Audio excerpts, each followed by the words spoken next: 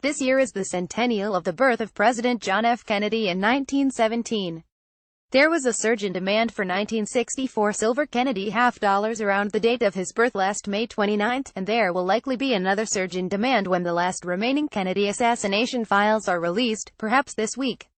President Trump recently promised to expedite the release. Subject to the receipt of further information, I will be allowing, as president, the long-blocked and classified JFK files to be opened, a White House official told reporters last Saturday. The president believes that these documents should be made available in the interest of full transparency unless agencies provide a compelling and clear national security or law enforcement justification otherwise. The White House also said that they were working to ensure that the maximum amount of data can be released to the public by the October 26 deadline. As soon as they are released, we will cover any breaking news and perhaps tie it into a Kennedy Coin article as the date of the tragic assassination November 22 approaches.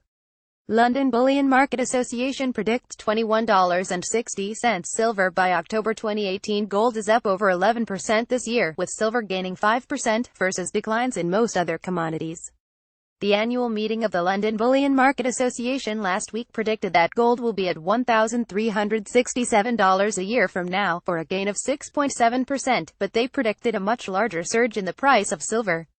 In their meeting held in Barcelona, the LBMA predicted that silver would soar 21% to $21.60 by October 2018. Goldman Sachs finally warms up to gold. For the last few years, Goldman Sachs has been bearish on gold, even as gold rose from its most recent low of $1,050 in late 2015. Gold is now up over 20% in the last 2 years, but Goldman Sachs has been consistently predicting a drop below $1,000 gold.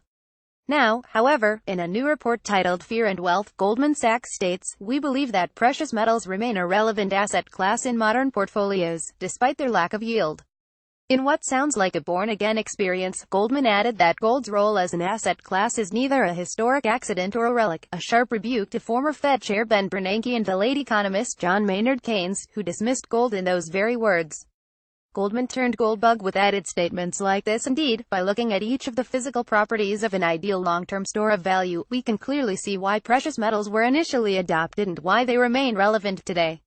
Stated more simply, we are talking about the drivers of risk-on, risk-off behavior in markets. This factor matters so much to gold precisely because it is a safe haven asset. Accordingly, as uncertainty increases, preferences shift towards having more gold in the portfolio, driving prices higher. Turning to Asian demand, Goldman wrote, as more emerging market economies, including China, are set to grow to higher income levels over the next few decades, the underlying long-term demand picture remains supportive of gold prices. This makes wealth an important, but easy to overlook factor in short-term forecasting, a new driver of gold prices. Goldman then compared the properties of gold to Bitcoin, whose price has been vacillating wildly in recent months. While both require expertise for correct long-term storage, gold wins because cryptocurrencies are vulnerable to hacking through online wallets, are the user's computer or smartphone, are subject to regulatory risk, and network and infrastructure risk during a crisis.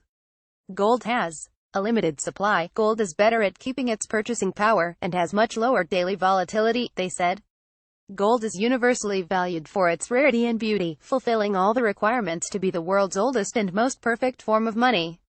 Gold fulfills all three definitions of money. 1. A store of value, which means people can save it for later use with confidence it will retain value. 2. A unit of account, which means that it provides a proven way of setting prices by weight. And 3. A medium of exchange, which means gold is fungible and portable, so people can use it to buy and sell across borders.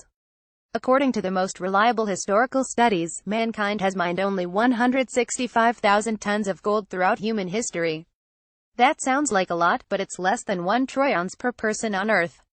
That amount would fill about 3.5 Olympic-sized swimming pools, or a 94 by 50 basketball court stacked 64 feet high with solid gold. A vast new gold supply is created, if you can mine it. A huge new supply of gold was discovered last week.